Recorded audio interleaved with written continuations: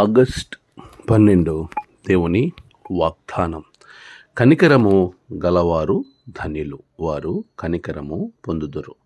మత్తయి 5:7. మన ప్రభువైన యేసుక్రీస్తు నామంలో మీ అందరికీ ఈ ఉదయము శుభములు తెలియచేయచ్చు ఉన్నాను. ప్రియులారా, ప్రభువైన యేసయ్య మనల్ని తన యొక్క బిడలగా ఉండటానికి ఎప్పుడు మనం ఎలా జీవించాలో ఆయన నేర్పించేటువంటి వారు.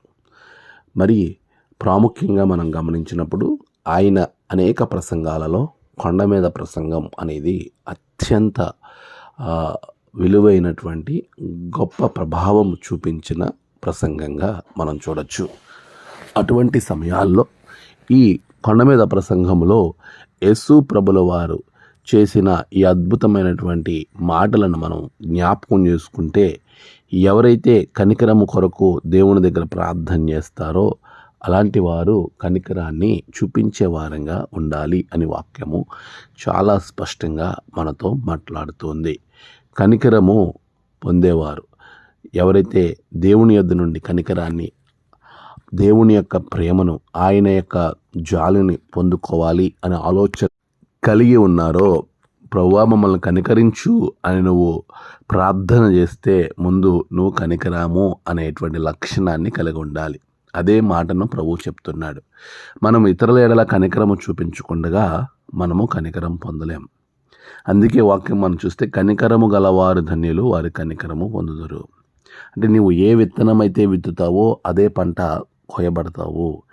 ఎలాంటి యొక్క ఆలోచన స్వభావం అయితే నువ్వు ఉంటావో అలాంటిదే నువ్వు తిరిగి పొందుకుంటావు అని ప్రభు చాలా స్పష్టంగా ధన్యతల్లో ఒక ధన్యతగా దీన్ని జ్ఞాపకం చేస్తున్నాడు. యేసు ప్రభుల వారు ఒకసారి ఒక సందర్భంలో ఒక ఉపమానం చేస్తారు. నేను ఆకలి ఉన్నప్పుడు నువ్వు నాకు ఆహారం ఇవ్వలేదు, నాకు బట్ట అవసరమైనప్పుడు నువ్వు బట్టలు ఇవ్వలేదు. ఇదిగో నేను ఏ పరిస్థితుల్లో ఉన్నానో ఆ పరిస్థితుల్లో నువ్వు నాకు సహాయం చేయలేదు, కాబట్టి నువ్వు ఎవరో నాకు తెలియదు అని అన్నప్పుడు వారు అంటారు, నువ్వెప్పుడు వచ్చావు ప్రభు అంటే, మిక్కిలి ఈయన సహోదరుల్లో ఒకరికి చేసిన నాకు చేసినట్టు అని ప్రభు చెప్తూ ఉన్నారు. అంటే నువ్వు కనికరాన్ని నీ పొరుగువాని ఎడల చూపించకుండా దేవుని యొద్ద నుండి నువ్వు కనికరము కోరుకోవడం అనేది చాలా వివేకమని ఈ వాక్య భావము. ప్రియులారా, దేవుడు చెప్తున్న 2 ప్రధాన ఆజ్ఞల్లో ఒక ఆజ్ఞ, నువ్వలే నీ పొరుగువాన్ని ప్రేమించుము. దేవుణ్ణి ప్రేమించాలి, ఆరాధించాలి, పొరుగువాన్ని ప్రేమించాలి. ఈ 2 చేసేటువంటి క్రమం నీ జీవితంలో ఉన్నప్పుడు నువ్వు ఎంతో గొప్పగా ఆశీర్వాదం పొందుకుంటావు, దేవుని కనికరాన్ని సంపాదించుకుంటావు. అటువంటి కృప దేవుడు మీకు అనుగ్రహించునుగాక. ఆమేన్. ప్రార్థన. సర్వోన్నతుడా, సకల ఆశీర్వచనాలకు కారణభూతుడా, దేవా, కనికరము గలవారు ధన్యులు, వారి కనికరము పొందుకుంటారు అని మీరు సెలవిచ్చారు. అలాంటి కనికరం పొందుకోవడానికి మా జీవితంలో తండ్రి కనికరము అనే గొప్ప లక్షణము మాకు దయచేయండి.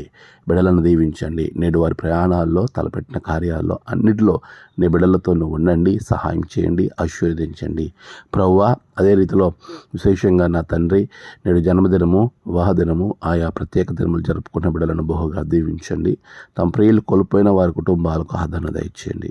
దినదీవులతో నింపి మీరే మహిమ పొందమని యేసు నామమున ప్రార్థించి వేడుకొనుచున్నాము తండ్రి. ఆమేన్. తండ్రి, కుమార, పరిశుద్ధాత్మ త్రియేక దేవుని గొప్ప దీవెన, ఆదరణ మీకు తోడుగా ఉండి నడిపించుగాక.